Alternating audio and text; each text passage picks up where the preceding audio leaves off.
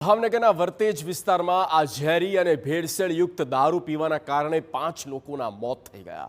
અનેક લોકોની તબિયત બગડી. તાત્કાલિક ભાવનગરની સરકારી હોસ્પિટલાઇઝ કર્યા. સારવાર લઈ રહેલ દર્દીમાંથી કેટલાકની હાલત અત્યંત નાજુક છે.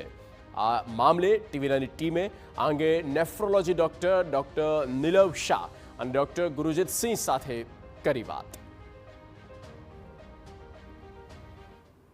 ભાવનગરમાં ડુપ્લિકેટ દારૂની ઘટના બાદ અત્યારે સૌથી અગત્યની જે બાબત છે, લોકોની પોલીસ વિભાગથી લઈ એસએમસીની જેને ઉપર નજર છે તે સારવાર પર છે.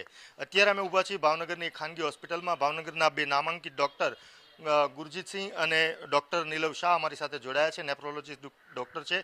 તેમની સાથે જ સીધી વાત કરશું. સાહેબ, વાત કરવામાં આવે તો કેવા પ્રકારની અત્યારે સારવાર શરૂ છે? સૌથી મોટી બાબત એ છે કોઈ પણ સંજોગોએ આ લોકોનો જીવ બચવો જોઈએ, શું કહેશો? મિથેનોલ પોઈઝનિંગની સારવારમાં મેં ગઈકાલે પણ કીધું હતું એ પ્રમાણે કે ઇથેનોલ એટલે કે દારૂ જ એ એના એન્ટીડોટ તરીકે કામ કરે. ડાયાલિસિસ કરવું પડે કારણ કે આ જે મોલેક્યુલ છે એ ડાયાલિસિસ સાથે નીકળી શકે. એટલે આ પરિસ્થિતિની અંદર સમયસર સપોર્ટિવ ટ્રીટમેન્ટ, ડાયાલિસિસ અને ઇથેનોલ આપવામાં આવે તો લકીલી ગઈકાલે જે પેશન્ટ હતા એ 5 પેશન્ટમાં અત્યારે પરિસ્થિતિમાં સુધારો ઘણો સારો જોવા મળ્યો છે. જે શરીરમાં એસિડોસિસ હતું એ ઘણા અંશે ઓછું થયું છે. બધા પેશન્ટને સમયસર ડાયાલિસિસ કરવામાં આવ્યું. ડાયાલિસિસ કર્યા પછી જે રિપોર્ટ કરવામાં આવ્યા તેમાં પણ ઘણો સુધારો જોવા મળ્યો છે. એક દર્દી જે વેન્ટિલેટર પર હતું એને પણ વેન્ટિલેટરમાંથી દૂર કરવામાં આવ્યું છે. પણ આપણે ત્યાં જે દાખલ છે જે દર્દીઓ, એમાં સિરિયસ કેટલા કહી શકાય ને જે ભયથી બહાર કેટલા લોકો કહી શકાય?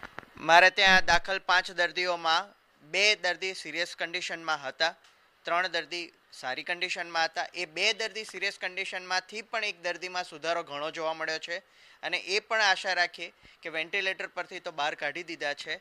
જો આગળના 24-48 કલાકની અંદર આ પરિસ્થિતિ સ્ટેબલ રહે, ફરીથી એસિડોસિસ ડેવલપ ના થાય, ફરીથી ડાયાલિસિસની જરૂર ના પડે તો આશા રાખીએ કે આપણે 5-5નો જીવ બચાવી શકીએ.